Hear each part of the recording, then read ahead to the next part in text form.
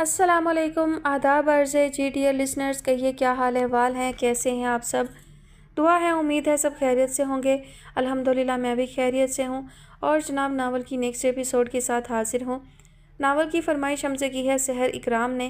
Novel کا نام ہے پتھروں کی پلکوں پر، مصنفہ ہے نازیہ کنول نازی، قسط نمبر 5۔ پچھلے کتنے دنوں سے شایان اس سے ملنے کوٹھے پر نہیں آیا تھا۔ ایک دو بار اس نے چکر لگایا بھی تو آسا نے ملنے سے انکار کر دیا۔ اسے اپنے زخم خود ادھیڑنے سے وحشت ہونے لگی۔ اندر کہیں اب جیسے زندگی تھکنے لگی تھی۔ وہ نہیں جانتی تھی کہ فرحان اس کے لیے دل میں کیسے جذبات رکھتا ہے، تاہم پھر بھی جب اس نے اپنے احساسات اس سے شیئر کیے تھے تو اسے خوشی ہوئی تھی۔ شاید چاہے جانے کا احساس ہر عورت کو ہی تفاخر سے ہمکنار کرتا ہے۔ وہ ابھی ٹھیک سے مسکرا بھی نہ پائی تھی کہ شایان تیز تیز قدم اٹھاتا عین اس کے مقابل آ کر رک گیا۔ اچھا تو یہ ہے تمہاری نئی مصروفیت، تبھی مجھے سائڈ پر کر دیا۔ میں بھی کہوں یوں اچانک مجھ سے لاتعلق کیوں ہو گئی ہو؟ اب وجہ سمجھ میں آ گئی ہے۔ اس کا لہجہ حقارت سے پر تھا۔ آسا ششدر سی اس کے اشتعال بھرے انداز کو دیکھتی رہی۔ میں نے سنا تھا عورت زندگی میں صرف ایک مرتبہ پیار کرتی ہے۔ لعنت ہے تم پر، آج کے بعد میں تمہاری شکل دیکھنا بھی پسند نہیں کروں گا۔ وہ دل کا غبار نکال رہا تھا اور ادھر آسا بھرے پارک میں اپنا تماشا بننے پر تم بخود سی بیٹھی رہ گئی تھی۔ اس شخص نے اس بار اس کے دل پر نہیں روح پر وار کیا تھا۔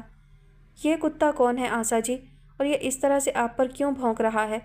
فرحان جو معاملے کو نہ سمجھتے ہوئے اب تک خاموش تھا، اچانک مشتعل ہو اٹھا، مگر اس سے پہلے کہ آسا کوئی جواب دیتی شایان بول پڑا۔ ہاں میں کتا ہوں، کیونکہ میں نے دوسری پاک باز عورتوں کو چھوڑ کر اس طوائف سے پیار کیا، اسے عزت اور احترام دیا، مگر یہ اس عزت اور احترام کے لائق نہیں تھی۔ اس عورت سے کوئی بے وقوف ہی محبت کر سکتا ہے، میرے جیسا شریف انسان نہیں۔ اس کا غصہ کنٹرول سے باہر ہو رہا تھا۔ فرحان گل کی آنکھیں یکلخت حیرانی سے پھیلی تھیں۔ واٹ؟ ہاں طوائف ہے یہ عورت، اسے کیا پتا سچا پیار کیا ہوتا ہے؟ وہ جانے اس سے کون سی دشمنی کا حساب برابر کر رہا تھا۔ آسا کے ساتھ ساتھ فرحان کو لگا اس کی سماعتوں نے کام کرنا چھوڑ دیا ہو۔ وہ عورت جو اس کے اندر کسی دیوی کا روپ لے کر پوری شان سے بس رہی تھی، اسی دیوی کا بت فقط چند گھڑیوں میں ٹوٹ کر پاش پاش ہو چکا تھا۔ آسا میں سر اٹھانے کی ہمت نہیں رہی تھی۔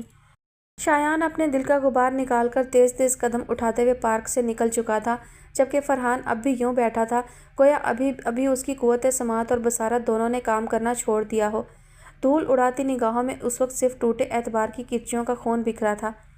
اس کی طبیعت بے کل ہو رہی تھی، لہٰذا دادی ماں کو بتا کر وہ گھر سے نکل آئی۔ ارادہ قریب ہی پیر شاہ کے مزار تک جانے کا تھا۔ اس نے ابھی پورا گاؤں نہیں دیکھا تھا، تاہم جھورے ماجھی کی چھوٹی لڑکی چنو نے اسے گاؤں کے خاص گھروں اور لوگوں کے ساتھ ساتھ گاؤں کے کچھ خاص مقامات کے بارے میں خاصی جاندار معلومات فراہم کر دی تھی۔ سورج ابھی پوری طرح غروب نہیں ہوا تھا۔ اوپر سے ٹھنڈی ٹھنڈی ہواؤں میں جھولتے سرسبز درخت اور نیلے آسمان پر اٹھتے ہلکے ہلکے سفید بادلوں نے ماحول کی خوبصورتی کو مزید چار چاند لگا دیے تھے۔ وہ چادر کا پلو سنبھالتی آگے بڑھتی گئی۔ دور کہیں چلتی پنچکی کی آواز ایک خوشگوار تاثر اعصاب پر چھوڑ رہی تھی۔ قبرستان کے قریب آباد گھروں میں خالص دیہاتی ذمہ دار خواتین اپنے اپنے مویشیوں کا گوبر ایک جگہ پر اکٹھا کر کے اس کے اپلے بناتے ہوئے اسے خاصی دلچسپ نگاہوں سے دیکھ رہی تھی۔ قرب و جوار میں کسی گھر سے اٹھتی حلوے کی خوشبو نے اس کی بھوک کے احساس کو چکا دیا تھا۔ نظر سے کچھ ہی فاصلے پر چند ننگ دھڑنگ بچوں کو بارش کے ٹھہرے ہوئے گدلے پانی میں کھیلتے ہوئے دیکھ کر اس نے وہاں اسکول بنانے کا ارادہ کیا تھا۔ پیر شاہ کے مزار پر حاضری دے کر وہ ابھی مزار کی سیڑھیاں اتر رہی تھی کہ ایک مرتبہ پھر سانول شاہ سے اس کا ٹکراؤ ہو گیا۔ تازہ شیو کے ساتھ صاف ستھرے کپڑوں میں ملبوس وہ شخص اسے بہت کچھ یاد کروا گیا تھا۔ اس وقت بھی وہ اس کی جرأت پر غصے ہوتی سر اٹھائے اسے نفرت سے دیکھ رہی تھی، جب وہ گداز لبوں پر دھیمی سی مسکراہٹ بکھیرتے ہوئے بولا، بڑے مزاروں کے چکر لگ رہے ہیں، کبھی ٹک کر گھر بھی بیٹھ جایا کرو۔ اس کے حلیے کی مانند آج اس کا لہجہ بھی نرم اور خوشگوار تھا۔ انزلہ نے اپنی نگاہیں اس کے چہرے سے ہٹا لیں۔ میں تمہیں اچھی طرح جان گئی ہوں سنی دادا کہ اس ملک کا قانون کسی بھی گناہ کے باوجود تمہارا کچھ نہیں بگاڑ سکتا۔ صرف اتنا یاد رکھو کہ اس دنیا سے اوپر ایک عدالت اللہ کی ہے، جہاں پر انسان کو اس کے کیے گئے اعمال کا پورا بدلہ ملے گا، اور وہیں تمہیں بھی اپنے ہر گناہ کا حساب دینا ہوگا۔ کتنا جی لوگے تم یہاں؟ صرف ایک لمحہ لگا آنکھیں بند ہونے میں، اور پھر یہ سارے اختیار تم سے چھین جائیں گے جن پر ابھی تم بڑا اترا رہے ہو۔ بس۔ وہ ابھی کچھ اور بھی کہتی کہ اس کے سامنے کھڑے سانول شاہ نے ہاتھ اٹھا کر اسے مزید بولنے سے روک دیا۔ ہر وقت لیکچر جھاڑنے کے موڈ میں مت رہا کرو۔ یہ تمہاری یونیورسٹی نہیں، میرا گاؤں ہے، اور یہاں وہی بات کہی سنی جاتی ہے جو میرے منہ سے نکلتی ہے۔ شٹ اپ، تنفر سے کہہ کر اس نے رخ پھیر لیا تھا۔ سانول کچھ دیر گہری نگاہوں سے اس کی طرف دیکھنے کے بعد خود بھی آہستہ سے رخ پھیر گیا۔ یہاں سے چلی جاؤ انزلہ، پلیز۔ اس کا لہجہ یکسر بدل گیا تھا مگر انزلہ شاہ نے اس کی طرف نہیں دیکھا۔ کیوں چلی جاؤں؟ تمہارے باپ کی جاگیر نہیں ہے یہ گاؤں؟ اب میں یہیں رہ کر تمہیں ایک روز جیل کی سلاخوں کے پیچھے نہ پہنچایا تو میرا نام بھی انزلہ شاہ نہیں۔ اس کا اندر جل رہا تھا۔ سانول کے لبوں پر پھر دھیمی سی مسحور کن مسکراہٹ بکھر گئی۔ بے موت مر جاؤ گی، مت ایسی خواہشیں پالو اندر جو کبھی پوری نہیں ہو سکتی۔ خوش فہمی ہے تمہاری۔ یاد رکھنا سانول شاہ، تمہاری موت ہوگی تو انزلہ شاہ کے ہاتھوں اور کسی کے ہاتھوں نہیں۔ نفرت بھرے دھمکی آمیز لہجے میں کہتی وہ آگے بڑھ گئی تھی، جبکہ سانول پیر شاہ کے مزار کے باہر کھڑا اسے جاتے دیکھتا رہا۔ وہ چپ بھی بیٹھا ہے، مجھ کو سنائی دیتا ہے، ہر ایک چہرے میں وہی دکھائی دیتا ہے۔ مجھے بھی رونق یہ دنیا پسند ہے لیکن تیرا خیال کب مجھ کو رہائی دیتا ہے۔ وہ ارسلان حیدر کے خیالوں میں گم بیٹھی اسے کال کرنے کا سوچ رہی تھی جب شجاع اپنی بیٹی کو گود میں اٹھائے اس کے کمرے کی دہلیز پر آ کر رک گیا۔ مس امامہ، ہاتھ میں پکڑی چابی سے اس نے پہلے آہستہ سے اس کے روم کا دروازہ ناک کیا، پھر اسے پکارا۔ امامہ چونک کر اس کی طرف متوجہ ہوئی تھی۔ جی سر۔ یہ بیبی کو سنبھالیں، میں 2 روز کے لیے نیو یارک جا رہا ہوں، ابھی 20 منٹ بعد میری فلائٹ ہے، دھیان رکھیے گا پلیز۔ جی سر۔ وہ ذہنی طور پر حاضر نہیں تھی مگر پھر بھی خوشی سے اسبات میں سر ہلاتے ہوئے اس نے گڑیا کو تھام لیا تھا۔ شجاع کے گھر سے رخصت ہونے کے بعد اس کی خوشی کا کوئی ٹھکانہ نہ رہا۔ اب یقیناً وہ پوری آزادی کے ساتھ اس کے کمرے کا لاک توڑ کر بھی اپنی مطلوبہ فائل تک پہنچ سکتی تھی۔ شجاع رخصت ہو چکا تھا اور اب وہ خوشی سے کپکپاتی انگلیوں کے ساتھ ارسلان حیدر کا نمبر ڈائل کر رہی تھی تاکہ اسے بھی خوش کر کے منا سکے۔ وہ ابھی ہسپتال پہنچا ہی تھا جب سید کمال صاحب کی زندگی کے چراغ گل ہونے کی خبر ملی اور اس کے قدم جیسے ان کے وارڈ کی دہلیز پر ہی ٹھٹک گئے۔ اندر سائلہ بیگم پچھاڑیں کھا رہی تھیں اور ان کے بچے دائیں بائیں کھڑے نم آنکھوں سے اپنے سامنے پڑے اپنے بے جان باپ کو دیکھ رہے تھے۔ شاید ابھی ڈاکٹرز نے چیک اپ کرنے کے بعد ان کی روح کے دار فانی سے کوچ کر جانے کی تصدیق کی تھی۔ اس کے دل اور اعصاب کا بوجھ ایک دم سے بڑھا تھا۔ پے در پہ طوفانوں نے اس کے دل کا راستہ جیسے دیکھ لیا تھا۔ بے حد سادہ اور مشفق اس شخص کی موت کا ذمہ دار بھی وہی تھا۔ نہ وہ انوشا کو اغوا کرتا نہ یہ سب ہوتا۔ اس کے اندر پھر پچھتاووں کا غبار بڑھا تھا۔ انوشا اگر ہوش میں آ جاتی تو کیا اتنے بڑے نقصان کے لیے اس کو معاف کر پاتی؟ اعصابی دباؤ ایک دم سے اتنا بڑھا تھا کہ وہ وہیں کمال صاحب کے روم کی دہلیز سے واپس پلٹ آیا تھا۔ ہاسپٹل سے سیدھے گھر پہنچ کر اس نے خواب آور گولیاں پھانکی اور پانی کا پورا گلاس ایک ہی گھونٹ میں خالی کر کے وہیں اپنے بیڈ پر گر گیا۔ اگلی صبح جب اس کی آنکھ کھلی تو اس کا موبائل مسلسل چیخ رہا تھا۔ کمال صاحب کو غسل دیا جا چکا تھا اور اب ان کی تدفین کے لیے تیاری کی جا رہی تھی۔ شہروز میں اٹھنے کی سکت نہیں تھی، اس کے باوجود وہ منہ پر ٹھنڈے پانی کے چھپاکے مار کر گھر سے نکل آیا تھا۔ ڈیئر لسنرز، ایک بات کی وضاحت کرنا چاہتی ہوں کہ بار بار وہ کرداروں کے نام تبدیل کر دیے گئے ہیں، تو اکثر وہ سائلہ بیگم کے بیٹوں کے نام کچھ اور ہوتے ہیں، ان کی بیٹی کا نام بھی بار بار تبدیل ہو رہا ہے۔ تو میں کوشش کرتی ہوں کہ مجھے نام یاد رہیں اور میں درست نام لوں، لیکن کبھی کبھی میں روانی میں بھی پڑ جاتی ہوں جو نام لکھا ہوا ہوتا ہے، تو آپ لوگ کنفیوز مت ہوئیے گا۔ یہ جو نام اگر کبھی کہیں کوئی تبدیل ہو جائے تو سمجھ لیجئے گا کہ میں روانی میں پڑ گئی ہوں اور مجھے خود بھی نام یاد نہیں رہا۔ چلیے بڑھتے ہیں واپس کہانی کی جانب۔ بریرہ اور سائلہ بیگم کا حال دیکھنے لائق نہ تھا۔ وہ چور سا ایک سائڈ پر کھڑا ساحل اور اسنان لوگوں سے تعزیت کرتا رہا، انہیں تسلی دیتا رہا۔ ساحل کی زبانی اسے پتہ چلا تھا کہ کمال صاحب کی طبیعت کل شام کے بعد ہی زیادہ بگڑی تھی۔ اس سے پہلے وہ نیم بے ہوشی میں صرف انوشا اور زوار کو ہی پکارتے رہے تھے، اور کتنے افسوس کی بات تھی کہ وہ دونوں بچے ہی ان کا آخری دیدار تک نہیں کر سکتے تھے۔ شہروز کے اندر احساس جرم مزید بڑھ گیا تھا۔ یزدانی پیلس میں اس نے نصرت بیگم اور سید جمال صاحب کو بھی نڈھال دیکھا تھا، وہ دونوں زوار کو لے کر بھی بہت پریشان تھے۔ شہروز کی الجھنیں مزید بڑھ گئیں۔ زوار کی ایک دم سے گمشدگی اس کی سمجھ سے باہر تھی۔ وہ جہاں بھی تھا، جس حال میں تھا، اگر خیریت سے تھا تو اپنے گھر والوں کو کم از کم اپنے متعلق اطلاع تو دے سکتا تھا۔ کمال صاحب کی تدفین ہو چکی تھی، جس کے فوراً بعد وہ وہاں سے نکل کر پنڈی آیا تھا، اور اس روز اس نے صرف دن ہی نہیں رات بھی انوشا کے پاس ہی گزاری تھی۔ بہت دیر تک اس کا ہاتھ اٹھا کر اپنے ہاتھ میں لیے وہ روتا رہا تھا۔ انوشا، خدا کے لیے آنکھیں تو کھولو، میری آنکھوں میں مچلتے پشیمانی کے آنسو تو دیکھ لو، پھر چاہے تم مجھے میری زندگی سے دور کر دینا، مگر پلیز صرف ایک بار کہہ دو کہ تم نے مجھے معاف کر دیا، پلیز۔ بچوں کی طرح سے روتے ہوئے وہ نہ جانے اسے کیا کچھ کہتا رہا۔ پچھلے 3 ماہ میں اس نے پانی کی طرح پیسہ بہا دیا تھا، ہزاروں لاکھوں کا حساب نہیں تھا۔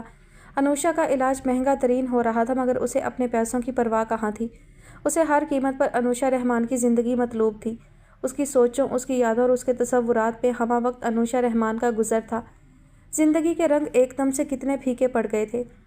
شام ڈھل رہی تھی جب تھکے تھکے سے سید جمال صاحب سست قدموں سے چلتے گھر کے کشادہ صحن میں آ بیٹھے تھے۔ نصرت بیگم کی آنکھوں میں ابھی تک نمی جھلک رہی تھی۔ جمال، زوار کا کچھ پتہ چلا؟ میرا دل ہول رہا ہے۔ بد نصیب کو باپ کا آخری دیدار بھی نصیب نہیں ہو سکا۔ صدف کا بھی کچھ پتہ نہیں چل رہا کہ کہاں ہے، اور انوشا، اسے تو جیسے یہ زمین ہی نکل گئی ہے۔ میرا دل پھٹ جائے گا جمال، پلیز آپ کچھ کریں۔ سید کمال صاحب کی وفات کو دوسرا ماہ شروع ہو گیا تھا، مگر ابھی تک نہ انہیں انوشا کی کوئی خبر ملی تھی اور نہ زوار کی۔ وہ ماں نہیں مگر ماں جیسی تو تھیں۔ جمال صاحب ان کا دکھ اور پریشانی سمجھ سکتے تھے، مگر ابھی تو وہ خود بھی نڈھال تھے۔ اکلوتے بھائی کی اچانک موت نے انہیں اندر سے توڑ کر رکھ دیا تھا، لہٰذا ان کے سسکتے لہجے کے جواب میں فقط سر جھکا کر رہ گئے۔ صبر کرو نصرت، اور اللہ سے بہتری کی دعا کرو، بے شک وہ اپنے بندوں پر بہت مہربان ہے۔ مجھے صبر نہیں آ رہا، پتہ نہیں میرے بچے کس حال میں ہوں گے، اوپر سے سائلہ کے الزام، میرا دل نہیں مانتا۔ دل تو میرا بھی نہیں مانتا۔ خیر تم دعا کرو، میں پھر تھانے جا کر پتہ کرتا ہوں۔ تھکن سے چور ہونے کے باوجود وہ دوبارہ پاؤں میں جوتے اڑستے ہوئے گھر سے باہر نکل گئے تھے، جبکہ نصرت بیگم پلکیں موند کر ذکر اللہ میں مصروف ہو گئی تھی۔ چلو یہ فرض کرتے ہیں کہ تم مشرق میں مغرب ہوں، چلو یہ مان لیتے ہیں، بڑا لمبا سفر ہے یہ، مگر یہ بھی حقیقت ہے، تمہاری ذات کا سورج بہت سا راستہ چل کر میری ہستی میں ڈوبے گا۔ شام کے دھندلکے گہرے ہو رہے تھے۔ وہ ملول سا گاڑی کے بونٹ سے ٹیک لگائے بیٹھا رو رہا تھا جب کسی نے آہستہ سے اپنا ہاتھ اس کے مضبوط شانے پر دھر دیا۔ شہروز، لہجے میں بے حد اپنائیت تھی، تاہم اس نے پلٹ کر نہیں دیکھا۔ کم آن یار، کتنے دن ہو گئے تمہیں گھٹ گھٹ کر جیتے ہوئے، ایسا کب تک چلے گا؟ تمہارے یوں آنسو بہانے سے وہ لڑکی ہوش میں تو نہیں آ جائے گی؟ اس کا عزیز جان دوست عباد اس سے کہہ رہا تھا، مگر وہ سن سا بیٹھا رہا۔ چلو اٹھو، اٹھ کر شاور لو، شیو بناؤ، سردی بڑھ رہی ہے مگر تمہیں کوئی احساس نہیں ہے۔ اس بار اس نے شہروز کو زبردستی اٹھانے کی کوشش کی تھی، مگر وہ ٹس سے مس نہ ہوا۔ شہروز اٹھو یار پلیز۔ اسے غصہ آیا تھا تبھی وہ آنسو پیتے ہوئے بولا، عباد اگر اسے ہوش نہ آیا تو میں اپنے آپ کو کبھی معاف نہیں کر پاؤں گا۔ اللہ کریم ہے، کیا تم اللہ کی رحمت سے مایوس ہو سکتے ہو؟ نہیں، میں اپنے اللہ کی رحمت سے مایوس نہیں ہوں، مگر کیا؟ حوصلہ رکھو یار، انشاءاللہ سب بہتر ہوگا۔ حوصلہ نہیں ہے اب مجھ میں، میرا ضمیر مجھے معاف نہیں کر پا رہا عباد۔ میں نے ظلم کے ساتھ ساتھ گناہ بھی کیا ہے، وہ گناہ جس کی معافی نہیں ہے۔ حوصلہ کیسے کروں میں؟ کہنے کے ساتھ ہی وہ پھر بے بسی سے رو پڑا تو عباد نے اس کے مضبوط کندھوں کے گرد ہاتھ پھیلا کے اسے خود سے لگا لیا۔ تمہیں اپنے گناہ اور ظلم کا احساس ہو گیا، یہی تمہارے نیک ہونے کی دلیل ہے، وگرنہ کیا نہیں ہو رہا اس دنیا میں؟ صبح و شام ضمیر بکتے ہیں، کون توبہ کرتا ہے؟ چلو ہاسپٹل چلتے ہیں، بے شک اللہ کی رحمت کا دائرہ تمہارے گناہ سے زیادہ وسیع ہے، اور تم جانتے ہو نا اس کی رحمت سے مایوس ہونا کتنا بڑا گناہ ہے۔ وہ اس کی زبانی تمام احوال مختصر سن چکا تھا، تبھی حوصلہ دیتے ہوئے بولا تو شہروز نے آہستہ سے اسوات پہ سر ہلاتے ہوئے اپنے آنسو پونچھ لیے۔ ہاں تم ٹھیک کہتے ہو، بے شک وہ مہربان ہے، مجھے رونے کی بجائے اس سے دعا کرنی چاہیے۔ عباد کی کوشش بیکار نہیں گئی تھی، وہ گاڑی کے بونٹ سے اٹھ کر اندر گاڑی میں فرنٹ سیٹ پر آ بیٹھا۔ گڈ، یہ ہوئی نا مردوں والی بات۔ ویسے ایک سوال پوچھوں، سچ سچ جواب دو گے؟ ڈرائیونگ سیٹ خود سنبھال کر گاڑی سٹارٹ کرتے ہوئے عباد نے اچانک سوال کیا۔ جواب میں شہروز نے پلٹ کر اس کی طرف دیکھے بغیر دھیرے سے اسوات میں سر ہلا دیا۔ میرا مطلب ہے کہیں تم اس انوشا سے پیار تو نہیں ہو گیا تمہیں؟ نہیں تو پھر اگر اسے کبھی ہوش نہ آیا تو کیا تم ساری زندگی یوں ہی گھلتے رہو گے؟ وہ اس کا ہمدرد تھا تبھی فکر کر رہا تھا۔ شہروز نے اپنا رخ آہستہ سے کھڑکی کی جانب پھیر لیا۔ میں اس کی طلب کے سہارے زندگی کو نہیں گھسیٹ رہا عباد، نہ ہی میرے دل میں اس کی محبت کا کوئی دیپ روشن ہے۔ میں نے تمہیں بتایا نا، اسے میں نے کبھی پسندیدگی کی نگاہ سے دیکھا ہی نہیں۔ تو پھر تمہاری آنکھوں میں اسے کھو دینے کا درد کیوں مچل رہا ہے؟ کیوں اس کے لیے اتنے ڈسٹرب رہتے ہو تم؟ پتہ نہیں یار، شاید یہ میرا احساس جرم ہے جو مجھے کسی پل چین نہیں لینے دے رہا، مگر تم دیکھنا عباد، جس روز اسے ہوش آ گیا اور وہ مجھے معاف کر کے نارمل لوگوں کی طرح زندگی کو جینا شروع ہو گئی، اس روز میں درد کے اس حصار سے باہر نکل آؤں گا جو اب ہمہ وقت میری آنکھوں میں مچلتا دکھائی دیتا ہے تمہیں۔ کہنے کے ساتھ ہی اس نے پلکیں موند کر سر کرسی کی پشت سے ٹکا دیا۔ عباد نے آہستہ سے اسوات میں سر ہلا کر اپنی مکمل توجہ پھر سے ڈرائیونگ پر مرکوز کر دی۔ ہیلو ارسلان، میں امامہ بول رہی ہوں۔ ایس پی شجاع حسن کے گھر کا نمبر ہے یہ، میرے سیل میں کوئی پرابلم ہو گئی ہے، ٹھیک سے کام نہیں کر رہا۔ بار بار کال ملانے کے بعد جیسے ہی دوسری طرف سے ارسلان نے کال پک کر کے ہیلو کہا، وہ پرجوش انداز میں شروع ہو گئی۔ دوسری طرف نیند سے بیدار ہونے کے باعث اس کے لہجے میں خفگی تھی۔ تو یہ کہ میں اپنی محبت کے امتحان میں کامیاب ہونے والی ہوں۔ آج وہ ایس پی کا بچہ ملک سے باہر گیا ہے، پرسوں کہیں واپس آئے گا۔ گھر کی ساری چابیاں یہی ہیں، کل میں تم تک وہ فائل پہنچا دوں گی جس کی وجہ سے تم نے اتنے دنوں سے مجھے جدائی کا عذاب دیا ہوا ہے۔ واقعی؟ ارسلان کی نیند پھک سے اڑ گئی تھی۔ ہاں، اب تو مانتے ہو نا کہ میں تم سے کتنا پیار کرتی ہوں، وہ اترائی تھی۔ ہاں جانی، مان گیا ہوں، مجھے خود کہاں کچھ اچھا لگ رہا ہے تمہارے بغیر، سارا گھر سونا سونا لگ رہا ہے۔ امی کتنی بار تمہارا پوچھ چکی ہیں، آج آ جاؤ نا ملنے۔ صرف ایک لمحے میں وہ پھر پہلے جیسا ہو گیا تھا۔ امامہ کا دل خوشی سے بھر گیا۔ شکریہ، میں آج ہی گھر آ رہی ہوں۔ خوشی اس سے سنبھالی نہیں جا رہی تھی۔ ارسلان نے فوراً الوداعیہ کلمات پیار سے کہہ کر لائن کاٹ دی۔ آج کل وہ زیادہ دیر اپنا نمبر مصروف نہیں رکھ سکتا تھا، کیونکہ اس کی نئی محبوبہ اسے بار بار چیک کرتی رہتی تھی اور پھر اسے قسم اٹھا کر اپنی صفائی پیش کرنی پڑتی تھی۔ پہلے ہی بہت گنا سر ہو گئے تھے، لہٰذا وہ احتیاط کر رہا تھا۔ رسیور کریڈل پر ڈال کر وہ پلٹی ہی تھی کہ شجاع کی صدا نے چونکا ڈالا۔ مس امامہ؟ وہ اپنے کمرے کی دہلیز پر کھڑا تھا۔ امامہ کو لگا بس اس کی زندگی میں عافیت کی گھڑیاں یہیں تک تھیں۔ کس سے بات ہو رہی تھی؟ چہرے پر مکمل سنجیدگی طاری کیے شجاع اس سے پوچھ رہا تھا اور وہ نگاہیں جھکائے کھڑی اندر سے برف ہو رہی تھی۔ کزن سے۔ اوکے، میں ایک ضروری فائل بھول گیا تھا، وہی لینے آیا تھا۔ ابا جی ابھی سو رہے ہیں، اٹھ جائیں تو بتا دیجیے گا کہ میں 1-2 روز کے لیے ملک سے باہر جا رہا ہوں۔ واٹ؟ وہ صرف چونکی نہیں تھی بلکہ بے حد حیران بھی رہ گئی تھی۔ شجاع نے پلٹتے پلٹتے رک کر اسے دیکھا تھا۔ واٹ؟ کیا آپ ٹھیک تو ہیں؟ جی میں ٹھیک ہوں۔ وہ اصل میں ڈر گئی تھی کہ کہیں آپ کا نمبر استعمال کرنے پر مجھے ڈانٹ نہ دیں۔ آپ نے کچھ کہا ہی نہیں۔ لمحوں میں خود کو سنبھالا تھا اس نے۔ شجاع اس کی پیشانی پر چمکتے پسینے کے قطرے دیکھ کر مبہم سا مسکرا دیا۔ میں اتنا جلاد نہیں ہوں جتنا آپ نے سمجھ لیا ہے۔ ویسے میں ابھی لاؤنج میں انٹر ہوا تھا۔ اگر آپ نے اپنے کزن سے دل کی کوئی بات کہہ بھی لی ہے تو بے فکر رہیے، میں نے کچھ نہیں سنا۔ وہ بہت کم مسکراتا تھا، مگر جب مسکراتا تھا تو سامنے والے کو اپنے حصار میں جکڑ لیتا تھا۔ امامہ ہونکوں کی طرح سر اٹھائے اسے دیکھتی رہ گئی، جبکہ وہ خوشگوار موڈ کے ساتھ دہلیز سے ہی پلٹ گیا۔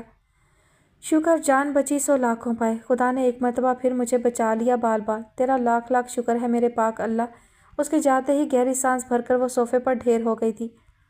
گوری نے اپنے منہ پر بھاری ہاتھ جمنے کے بعد کافی احتجاج کیا تھا۔ اس کی کلائی میں پڑی چوڑیوں کی کھنک اور گھٹی گھٹی آواز پہ زوار نے کروٹ بدلی اور پھر جو منظر دیکھا اس نے اسے ٹھٹکا دیا۔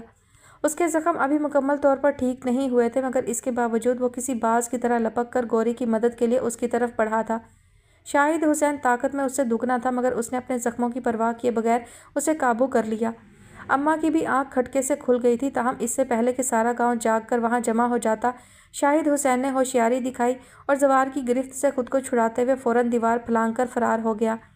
اس کا مقصد فیل ہو گیا تھا۔ گوری کی سانس سے سانس نہیں مل رہی تھی، خود زوار بھی 10-15 منٹ کی جنگ میں خاصا ہانپ گیا تھا۔ گوری، کیا ہوا پتر؟ بات ابھی تک اماں بھی کی سمجھ میں نہیں آئی تھی، تبھی گوری حقارت سے ایک سائڈ پر تھوکتے ہوئے بولی، وہ کتا آیا تھا مجھے اٹھانے، اس روز دھمکی دے کر گیا تھا نا۔ کیا؟ بھی اماں کا دل دھک سے رہ گیا، تبھی زوار بولا، آپ پریشان نہ ہو اماں، میں کل اپنے شہر واپس جا رہا ہوں۔ آپ اور گوری میرے ساتھ شہر چلیں گی، پھر وہیں میں اپنے دوست سے بات کر کے اس ذلیل انسان کا بندوبست کرواؤں گا۔ وہ ایسے نہیں سمجھے گا، اس لیے ہو سکتا ہے دوبارہ پھر نقصان پہنچانے کی کوشش کرے۔ ہمیں اس کی طرف سے مزید غفلت نہیں برتنی چاہیے۔ زوار کے کہنے پر گوری نے چونک کر اس کی طرف دیکھا تھا۔ وہ شخص اس کے خوابوں کا شہزادہ نہیں تھا، مگر مسیحا بن کر اس کی زندگی میں داخل ضرور ہو گیا تھا۔ یونیورسٹی میں ان دنوں اسٹرائیک چل رہی تھی، لہٰذا وہ اور میران دونوں ہی یونیورسٹی نہیں جا رہے تھے۔ اس روز موسم بہت اچھا تھا۔ میران اسے اپنے ساتھ لانگ ڈرائیو پر لے جانے کے لیے خود اس کے گھر آیا۔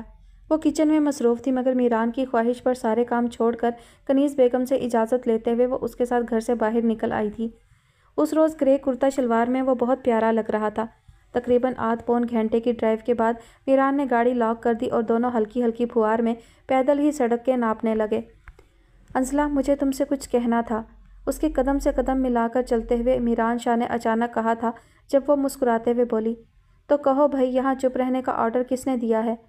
میں گاؤں جا رہا ہوں انجو، امی کی طبیعت ٹھیک نہیں ہے، امتحانات سے قبل آ جاؤں گا، ساتھ میں امی کو بھی لاؤں گا۔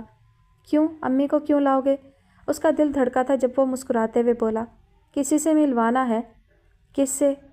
ہے ایک لڑکی نٹکھٹ سی، اب اسے اپنی زندگی میں شامل کرنا ضروری ہو گیا ہے۔ اس کی روشن آنکھیں مسکرا رہی تھیں۔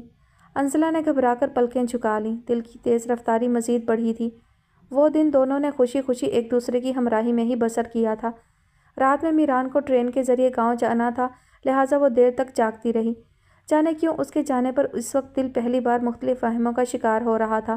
اس کی مما کی بیماری کا مسئلہ نہ ہوتا تو شاید وہ اسے جانے ہی نہ دیتی، مگر اس کے ہزار وہموں کے باوجود وہ رخصت ہو گیا تھا اور بس یہی میران شاہ سے اس کی آخری ملاقات تھی۔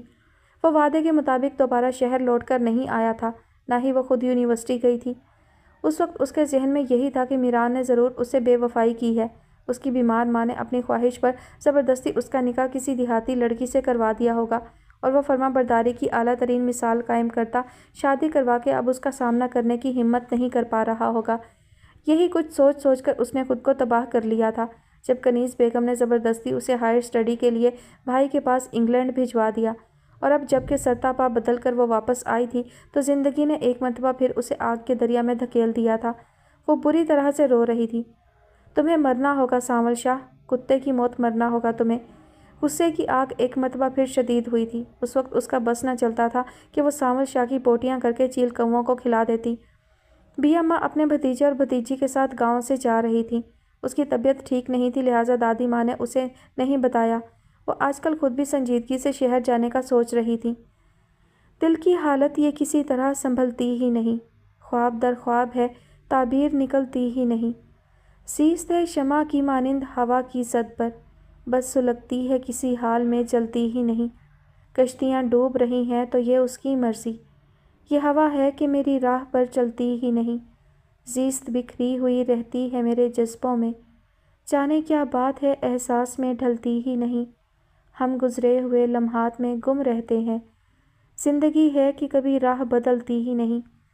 وہ تھکا ماندہ سا گھر واپس لوٹا تھا جب اپنے سامنے بریرہ کو بیٹھے دیکھ کر ٹھٹک گیا۔ تم یہاں؟ آف کورس، کیا میں یہاں نہیں آ سکتی؟ کیوں نہیں آ سکتی؟ تمہارا اپنا گھر ہے۔ وہ شرمندہ ہوا تھا۔ بریرہ مسرور کن انداز میں مسکرا دی۔ انوشا سے مل کر آ رہے ہو نا؟ کیسی ہے وہ؟ وہ ابھی سکون سے بیٹھا بھی نہیں تھا کہ اس کے سوال نے پھر حیرت زدہ کر ڈالا تھا۔ تمہیں کیسے پتہ انوشا کا؟ سب پتہ ہے مجھے، سوار کا بھی پتہ ہے کہ وہ کہاں ہے۔ کہاں ہے؟ وہ پھر چونکا تھا جب وہ بولی، پہلے تم بتاؤ، تم نے انوشا کی کہانی مجھ سے کیوں چھپائی؟ گھر میں اتنا فساد کھڑا ہوا، ابو کی جان بھی چلی گئی اس دکھ میں، پھر بھی تم نے کسی کو کانوں کان بھنک تک پڑنے نہیں دی، کیوں؟ اس کے سوال میں اصرار تھا۔ شہروز نے اپنا سر بے حد تھکے انداز میں صوفے کی پشتگاہ سے ٹکا دیا۔ یہ بہت لمبی کہانی ہے بریرہ، اگر کسی کو سنا دیتا تو شاید سب مجھ سے منہ پھیر لیتے۔ بہت ظلم کیے ہیں میں نے اس لڑکی پر، بہت برا کیا ہے اس کے ساتھ میں نے۔ وہ شروع ہوا تو پھر بریرہ کو ساری کہانی سنا کر ہی دم لیا۔ اب وہ سب کچھ جان کر سن ہو بیٹھی تھی۔ شہروز، اگر وہ جان سے چلی گئی تو کیا تم خود کو معاف کر سکو گے؟ نہیں، بس اسی بات کا ملال ہے مجھے۔ اس کے لہجے میں پھر شکستگی اتر آئی تھی۔ ابھی بھی اپنی حیوانیت کی بات تو وہ چھپا ہی گیا تھا۔ بریرہ اٹھ کر اس کے پاس چلی آئی۔ تم ٹینشن مت لو، اللہ سب بہتر کرے گا۔ شافیہ بہت شرمندہ ہے تم سے، پلیز اسے معاف کر دو شہروز۔ اس کا نام مت لو میرے سامنے پلیز۔ وہ چڑا تھا۔ بریرہ چپ رہ گئی۔ یہاں کس کے ساتھ آئی ہو تم؟ اطہر کے ساتھ، اسے یہاں کوئی ضروری کام تھا، میں نے ضد کی تو مجھے بھی لے آیا۔ ایک دو روز میں امی بھی آ رہی ہیں۔ کیوں؟ پتہ نہیں، تمہاری فکر ستا رہی تھی، شاید اسی لیے آنا چاہ رہی ہوں گی۔ جی ڈیئر لسنرز، بریرہ کے بھائیوں کے نام بھی تبدیل کر دیے گئے ہیں۔ پہلے ساحل اور اسنان تھے، اب اطہر اور اظہر ہیں، تو جو نام لکھے ہوں گے میں وہی ریڈ کروں گی۔ آپ لوگ بھی کنفیوز مت ہو جائیے گا، کیونکہ مجھے نام یاد رکھنا بہت مشکل ہو رہا ہے، تو جو نام لکھے ہوں گے میں وہی پڑھوں گی۔ اوکے، میں بہت تھک گیا ہوں، تھوڑا ریسٹ کروں گا، تم ٹی وی دیکھ لو۔ کہنے کے ساتھ ہی وہ اٹھ کر اپنے کمرے کی طرف بڑھ گیا تو بریرہ اس کا منہ دیکھتی رہ گئی۔ اسے یہ جاننے سے بھی دلچسپی نہیں تھی کہ اسے انوشا کے بارے میں کیسے پتہ چلا، نہ ہی وہ اسے بتا سکی تھی کہ اسے عباد کے توسط سے تمام کہانی کا پتہ چلا تھا۔ شاید واقعی اس وقت وہ بہت ڈسٹرب تھا۔ بریرہ کی انگلیاں اب شافیہ کا موبائل نمبر پریس کر رہی تھیں تاکہ اسے شہروز کے رد عمل کے متعلق آگاہ کر سکے۔ ادریس شاہ کو جیسے ہی شاہد حسین کی حرکت کا پتہ چلا تھا وہ بے حد مشتعل ہو گیا تھا۔ سوار نے اسے سمجھانے کی کوشش کی تھی مگر وہ سمجھ نہیں رہا تھا۔ گوری کہیں نہیں جائے گی، ابھی بھائی مرا نہیں ہے اس کا، تم دیکھنا زوار، میں اس کمینے کو مار کر کنویں میں نہ پھینک دوں تو ادریس نام نہیں ہے میرا۔ وہ خالص دیہاتی تھا۔ زوار نے اسے سمجھانے کی کوشش ترک کر دی۔ ویسے بھی اسے ان لوگوں کے آپس کے مسائل میں پڑنے کی کوئی خواہش نہیں تھی۔ وہ تو صرف انسانیت کے ناطے ان کی مدد کرنا چاہتا تھا۔ اب اس کے زخم کافی مندمل ہو گئے تھے، لہٰذا بی اماں سے معذرت کر کے وہ ان سب کے خلوص کا شکریہ ادا کرتا اپنے گھر کے لیے روانہ ہو گیا تھا۔ راستے میں ادریس اسے گاؤں کے لوگوں اور پرانے واقعات کے متعلق بہت کچھ بتاتا رہا تھا۔ اس نے اور گوری نے اسے گھر والوں کے لیے بہت سی خالص دیہاتی چیزیں بھی تحفے میں دی تھیں جو ادریس نے ہی اٹھائی ہوئی تھیں۔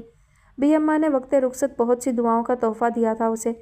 زوار نے دل میں سوچ لیا تھا کہ اب جب بھی فرصت ملے گی وہ ایک چکر گاؤں کا ضرور لگایا کرے گا۔ بے شک وہاں کے لوگوں میں محبت کا رنگ بہت خالص تھا۔ بس میں بیٹھنے سے قبل اس نے ادریس کو اپنا فون نمبر اور گھر کا ایڈریس بھی دے دیا تھا تاکہ کسی بھی معاملے میں جب بھی اس کی ضرورت پیش آئے وہ اسے مدد کے لیے بلا لے۔ ادریس نے اس سے وعدہ کیا تھا کہ وہ جلد ہی شہر کا چکر ضرور لگائے گا۔ سوار کی گاڑی میں بیٹھنے اور روانہ ہونے تک وہ چہرے سے پسینہ پونچھتا کچی سڑک پر کھڑا اسے نگاہوں سے اوجھل ہوتے دیکھتا رہا تھا۔ ہزار رنج گوارا تیری خوشی کے لیے، ہزار غم تیری خاطر بھلا دیے ہم نے، جلا کے تیری تمنا کا دل میں ایک چراغ، سبھی چراغ تمنا بجھا دیے ہم نے۔ وہ مؤدب سا سائلہ بیگم کے سامنے سر جھکائے بیٹھا تھا اور وہ اس سے کہہ رہی تھی، شہروز بیٹا دیکھو، میں تمہارا دکھ سمجھتی ہوں۔ مجھے معلوم ہے کہ نائلہ کی اچانک ناگہانی موت نے تمہیں بہت بڑے دکھ اور نقصان سے دوچار کیا ہے، مگر بیٹا زندگی بڑی ظالم ہے۔ مجھے دیکھو، جان سے پیاری بہن کے بعد اپنا محبوب شوہر بھی گنوا دیا میں نے۔ میرے پاس کیا بچا ہے جینے کے لیے؟ مگر بچوں کے لیے جینا پڑے گا۔ تمہارے پاس بھی ابھی بہت سے رشتے ہیں جینے کے لیے، ان کی قدر کرو بیٹا۔ شہروز نہیں جانتا تھا کہ اتنے دنوں کے بعد وہ یہ سب اس سے کیوں کہہ رہی ہیں، تبھی چپ بیٹھا رہا۔ بریرہ ان کے پاس سے اٹھ کر کچن میں چلی گئی تھی۔ دیکھو بیٹا، آزمائشیں اور مصیبتیں تو سب پر ہی آتی ہیں، اللہ اپنے پیارے بندوں سے ہی امتحان لیتا ہے، اس لیے بندوں کو چاہیے کہ وہ اس کی طرف سے آئی آزمائش میں ثابت قدم رہیں اور ہر حال میں اس کا شکریہ ادا کرتے رہیں۔ اب میری طرف ہی دیکھ لو، کیا میں نے صبر نہیں کیا؟ نائلہ کی موت یوں ہی لکھی تھی، پھر کیسے ٹل جاتی؟ آنٹی پلیز، اگر ان سب باتوں کا مقصد شافیہ کی وکالت ہے تو مجھے مزید کچھ نہیں سننا۔ وہ چڑ گیا تھا تبھی وہ بولی، میں کسی کی وکالت نہیں کر رہی، جیسے تم عزیز ہو ویسے ہی شافیہ بھی مجھے عزیز ہے۔ اس نے غلطی ضرور کی ہے مگر اتنی بڑی بھی نہیں کہ کبھی معافی ہی نہ مل سکے۔ تم نہ رکھو اسے اپنے گھر میں، میرے پاس رہ لے گی وہ، ویسے بھی وہاں زیادہ بہتر ہے۔ میں اس کی نہیں تمہاری بات کرنا چاہتی ہوں تم سے۔ میری کیا بات کرنا چاہتی ہیں؟ میں تو جی رہا ہوں، صرف جینے سے بات نہیں بنتی۔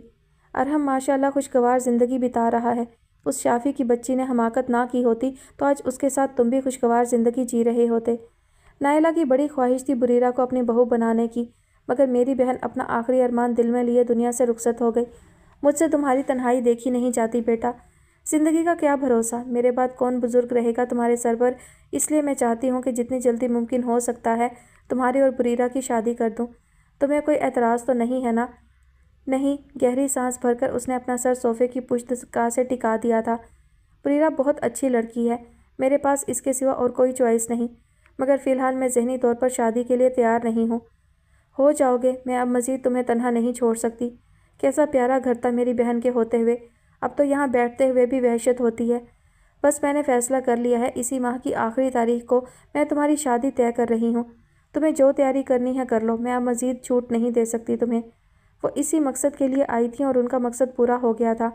آنٹی میں، شہروز نے اتنی جلدی سب طے کرنے پر احتجاج کرنا چاہا تھا مگر سائلہ بیگم نے اس کی بات کاٹ دی۔ بس اب میں تمہاری کوئی بات نہیں سنوں گی، بہت کر لی تم نے اپنی مرضی، اب اور نہیں۔ اسے کچھ بھی کہنے کا موقع دیے بغیر وہ اٹھ کھڑی ہوئی تھیں۔ شہروز کی سمجھ میں کچھ نہیں آ رہا تھا، وہ بریرہ کو اس کی بہت اچھی سی عادات کے باعث پسند کرتا تھا، مگر اب جانے کیوں اسے کسی بھی تعلق کی کوئی خوشی محسوس نہیں ہو رہی تھی۔ وہ ہر چیز سے فرار چاہتا تھا مگر جانے یہ کیسی بے بسی تھی کہ وہ چاہتے ہوئے بھی دل کی مرضی نہیں کر پا رہا تھا۔ ذہن میں صرف اور صرف اندھیرا تھا اور اس اندھیرے میں اسے سمجھ نہیں آ رہا تھا کہ وہ کیا کرے۔ امامہ سارا گھر ڈھونڈ ڈھونڈ کر ہلکان ہو گئی تھی مگر اسے وہ فائل نہیں ملی تھی جو ارسلان کو مطلوب تھی، جس میں اس کے خلاف شجاع حسن نے ڈھیر سارے ثبوت اکٹھے کیے ہوئے تھے۔ صبح سے شام تک اس کی غیر موجودگی میں اس نے گھر اور اس کے اسٹڈی روم کا کونا کونا چھان مارا تھا مگر وہ مطلوبہ فائل کو تلاش نہ کر سکی تھی۔ ارسلان فون پر پل پل اس سے رابطے میں تھا۔ गुजरते हर पल के साथ बेबसी के एहसास में जकड़ी वो अब रुहासी हो रही थी, जब अचानक उसे याद आया कि शुजा जब दोबारा रुखसत हो रहा था तो उसके हाथ में वो ब्रीफ केस था जिसमें किसी फाइल का तज़किरा किया था उसने, और तब से ही उसे शुजा हसन पर बेहद गुस्सा आ रहा था। गुड़िया को भूख लगी थी और वो रो रही थी, मगर इमामा ने थप्पड़ मारकर उसे चुप करवा दिया था। मनहूस मारी, सिवाय रोने के दूसरा कोई काम ही नहीं है इसे। माँ भी छोड़ गई बला को बाप की छाती पर, और बाप को देखो एक नंबर का शैतानी दिमाग है, ज़रा जो कुछ भूल जाए। अरसलान गुस्से होकर मोबाइल ऑफ कर चुका था और वो अब अपना गुस्सा उस छोटी सी मासूम बच्ची पर उतार रही थी जिसे उसकी नफ़रत की वजह भी समझ में नहीं आ सकती थी। सवार कमाल ने जिस वक्त घर की चौखट पर कदम रखे अंधेरा फैल रहा था। वो तेज़ तेज़ कदम उठाता घर के अंदर दाखिल हुआ तो जाए नमाज पर बैठी नुज़रत आरा बेगम ने सलाम फेरते ही उसकी तरफ निगाह की, और फिर निगाहों में उसका चेहरा आते ही उनके चेहरे पर जैसे नूर सा बिखर गया। वो जल्दी से उठी और लपक कर ज़वार को अपनी बाहों में भर लिया। सवार, मेरे बच्चे, कहाँ चले गए थे तुम? ना कोई फ़ोन, ना कोई इत्तला। वो अभी भी रो रही थीं। ज़वार ने उनके हाथ थाम कर चूमते हुए उनके आंसू भी पोंछ दिए। सब बताता हूँ अम्मी। अब्बू कहाँ हैं? थाने गए हैं तेरा पता करने। कहाँ चला गया था तू? उसकी सेहत चूँकि अब अच्छी थी, फिर कोई ज़ख्म भी नज़र नहीं आ रहा था, लिहाजा फ़िक्रमंद होने के साथ साथ वो अब उलझ भी रही थी। तभी वो बोला, मेरे साथ हादसा हो गया था अम्मी। पाकिस्तान एयरपोर्ट से जब मैं घर आ रहा था तो रास्ते में टैक्सी ड्राइवर की बेईमानी ने मुझे डाकुओं के हवाले कर दिया। लोग मेरा सब सामान भी लूट कर ले गए और शदीद ज़ख्मी भी कर डाला। पता नहीं कितनी देर मैं कच्ची सड़क पर पड़ा कर रहता रहा, जब गांव के एक लड़के ने मेरी मदद की और मुझे उठाकर अपने घर ले गया। वहाँ 3-4 रोज़ के बाद मुझे होश आया। उसके बाद ज़ख्मों की तकलीफ़ ने इधर से उधर हिलने ही ना दिया। मेरा मोबाइल भी छीन चुका था, इसलिए फ़ौरी आपको फ़ोन करके इत्तला ना दे सका, लेकिन मैं जानता था कि मेरी वजह से आप लोग परेशान होंगे, इसलिए मैंने अदरीस को काट दिया कि वो घर फ़ोन करके आपको इत्तला दे दे। उसकी बात हुई भी थी। क्या आपने फ़ोन अटेंड नहीं किया? नहीं बेटे, अपना फ़ोन ठीक से काम नहीं कर रहा। अगर किसी का फ़ोन आया होता तो ये हाल ना होता हमारा। तुम्हें क्या पता मेरा और तुम्हारे अब्बू का क्या हाल था तुम्हारे पीछे। 100 तरह के वसवसे और वहम आ रहे थे दिल में। ऊपर से ऐसी ऐसी क़यामतें गुजर गईं कि आगे वो कुछ बोल ही ना सकीं और बिलक कर रो पड़ीं। ऐन उसी लम्हे जमाल साहब वहाँ आए थे। ज़वार, नुसरत बेगम के पास ज़वार को देखकर वो भी खुशी से लपके थे जब वो खुद आगे बढ़कर उनके गले लग गया। कहाँ चला गया था तू? हम तो ढूंढ ढूंढ कर पागल हो गए। उनके लहजे में भी फ़िक्र थी। ज़वार उन दोनों को लेकर सोफ़े पर आ बैठा और फिर जमाल साहब को भी वही कहानी अलिफ से ये तक सुना दी जो अभी थोड़ी देर पहले वो नुसरत बेगम को सुना चुका था। अब्बू, अगर इदरीस और उसके घर वाले मेरा ख्याल ना करते तो शायद मैं आज भी आपको ज़िंदा ना मिलता। उन लोगों के एहसानात हैं मुझ पर। यहाँ सब खैरियत तो है ना? नुसरत बेगम की आंख से मुसलसल गिरते आंसुओं ने उसे परेशान किया था। हाँ, सब ठीक है। तुम लंबे सफ़र से आए हो, थोड़ा आराम कर लो, फिर बातें करेंगे। इससे पहले कि नुसरत आरा बेगम कुछ कहती, जमाल साहब ने आंखों ही आंखों में उन्हें कुछ इशारा करके बात बदल दी। जी, थकावट तो मुझे भी बहुत महसूस हो रही है। खैर, जब यहाँ से नार्वे जाने से कबल मैं यज़दानी पैलेस पापा से मिलने गया था तो उस रोज़ वहाँ से वापसी पर मैंने मामा को अनुषा के साथ बहुत नारवा सलूक करते देखा था। मैंने उससे प्रॉमिस किया था कि अपने चंद ज़रूरी काम निपटाते ही मैं उसे अपने साथ इस घर में ले आऊँगा। पापा से इस सिलसिले में पहले ही बात कर चुका हूँ मैं। वो बेचारी मेरा इंतज़ार कर रही होगी। देखा आपने, मेरा बच्चा वहाँ मुश्किल में था। उधर अनुषा को सूली पर टांग रखा था उस कमीनी औरत ने, और यहाँ कैसे कैसे इल्ज़ामात लगा दिए इन दोनों पर। उसकी बात मुकम्मल होने पर नुसरत बेगम ने फ़ौरन जमाल साहब की तरफ देखते हुए दुहाई दी तो वो फिर चौंक उठा। कौन औरत और इल्ज़ाम? कुछ नहीं बेटा, तुम्हारी माँ को तो यूँ ही बोलने की आदत है। अभी तो तुम लौटे हो, पानी भी नहीं पिया। पानी को छोड़ें पापा, प्लीज़ बताएं कि मेरे पीछे क्या हुआ है। ज़रूर मुझसे कुछ छुपा रहे हैं आप। जमाल साहब की बात दरमियान में ही काट कर वो बेताबी से बोला था। जब जमाल साहब कोई चारा ना पाते हुए बोले, क्या बताएं बेटा, कैसे बताएं? तुम्हारे बाद बहुत कुछ हो गया। क्या हो गया? प्लीज़ बताएं ना अब्बू, मेरी उलझन बढ़ रही है। वो मचला था जब नुसरत बेगम बोली, कमाल भाई की वफ़ात हो गई है ज़वार, और पिछले 2 माह से अनुषा का कुछ पता नहीं कि वो कहाँ है। व्हाट? उसे बहुत गहरा शॉक लगा था। हाँ बेटा, साहिला के बेटे की शादी के वक्त उसकी भांजी घर से भाग गई थी, जिसका इल्ज़ाम उसने तुझ पर लगा दिया। अब बेटा तो दूसरी जगह ब्याह दिया है उसने, मगर अनुषा का कुछ पता नहीं चल रहा। पता नहीं उस मनहूस औरत ने क्या किया होगा उसके साथ। नुसरत बेगम रो भी रही थी और साथ साथ उसे बताती भी जा रही थी। ज़वार को लगा जैसे उसका दिमाग लम्हों में बर्फ़ हो गया हो। ज़वार को शहर जाने वाली सड़क पर बिठाकर तेज़ धूप में झुलसते हुए कंधे पर पड़े साफे से बार बार पसीना पोंछता वो अपने खेत के करीब घने दरख्त के नीचे आकर बैठ गया था। कल पूरी रात उसे नींद नहीं आई थी। उसे याद आ रहा था जब वो छोटा सा था तो उसके माँ बाप दोनों की वफ़ात हो गई थी। बेवा फूफी ने तब उसे और गौरी को, जिसने अभी पाँव चलना भी नहीं सीखा था, अपने सीने से लगाकर पाला था। वही थीं जिनके दम से उसके बचपन का ज़माना बहुत सुनहरी गुजरा। गांव की कुशादा गलियों में कभी गुल्ली डंडा, कभी वांजू तो कभी बर्फ़ पानी खेलते हुए उसे हमेशा बहुत मज़ा आता था। अक्सर शरारत का मूड होता तो वो और मीरान लोगों की घर से बाहर बंधी भैंसों की रस्सी खोल देते या उन भैंसों की चारे से भरी खुरली उलटकर भाग जाते। कभी किसी के उपले चुराकर अपने घर ले आते तो कभी कमाद के खेत में घुसकर चोरी के गन्ने घंटों चूसते रहते। सारा गांव उन दोनों की शरारतों से आजिज था। बचपन में नंबरदार की बेटी अंसला शाह भी उसके हाथों कभी सुखी नहीं रही थी। वो अक्सर उसके हाथ से बी अम्मा की दी हुई चीज़ छीनकर खा जाता था। बचपन के वो दिन बहुत सुहाने लगते थे। फिर अंजला को उसकी माँ शहर ले गई। मीरान को भी उसके घर वालों ने तालीम के लिए शहर भेज दिया। ताहम 10वीं जमात तक वो गांव में साथ साथ रहे थे। इसी दौरान बी अम्मा ने उसकी और गौरी की शादी कर दी तो वो नई ज़िंदगी की मसरूफियात में उलझता चला गया। शादी के इब्तदाई चंद माह तक तो उसकी बीवी ने कोई परेशानी नहीं दी, लेकिन फिर अचानक उसके दिमाग को जाने क्या हुआ कि उसे दिन में 1-2 बार किसी से झगड़ा किए बगैर चैन ही नहीं आता था। उधर गौरी को उसके भाई ने गोया सूली पर टाँग कर रख दिया था। उसकी बर्दाश्त ज़्यादा दिन तक उसका साथ ना दे सकी थी, लिहाजा 5वीं बार जब शाहिद हुसैन ने उसे बुरी तरह ज़ुदू-कोब किया तो वो जाकर उसे अपने साथ घर ले आया। उसकी बीवी ने इसी बात पर फसाद करके ख्वामखा अपना घर ख़राब किया और बदले में रूठकर अपने भाई के घर जा बैठी। उसका ख्याल था कि हमेशा शराफत का मुजाहरा करने वाला नरम मिजाज इदरीस 2 रोज़ के बाद ही उसकी जुदाई में बेहाल भागा उसके पीछे आएगा और गौरी को छोड़कर उसे मिन्नत करके अपने साथ ले जाएगा, जैसा कि अब तक होता आया था। मगर इदरीस शाह ने इस बार जैसे अपने दिल पर पत्थर रख लिया था, जिस पर उसकी बीवी और उसके भाई दोनों के सीनों में ही आग लगी हुई थी। मीरान शहर से कभी कभार चक्कर लगाता तो फिर जितने दिन वहाँ रहता सारा वक्त उसी के साथ जुड़ा रहता। अक्सर वो उसे अपनी और अंजला की बातें भी बताता जिन्हें सुनकर उसे बेहद खुशी मिलती, और वो शाम में सोने से पहले वही बातें बी अम्मा को बता देता। ताहम मीरान शाह की नागहानी मौत के बाद उसके लिए जैसे सारा गांव ही उजड़ गया था। अब ना खेतों में उसका दिल लगता, न पनघट पे। घर में तो वैसे ही टेंशन चल रही थी। अल्लाह ने उसे कुछ ही रोज़ में बेटे जैसी अनमोल दौलत से नवाज दिया था। बेटे की पैदाइश की इतला पर वो दिल के सारे ज़ख्म भुलाकर अपने ससुराल चला गया था, मगर वहाँ उसकी अच्छी खासी इज्जत अफजाई हुई।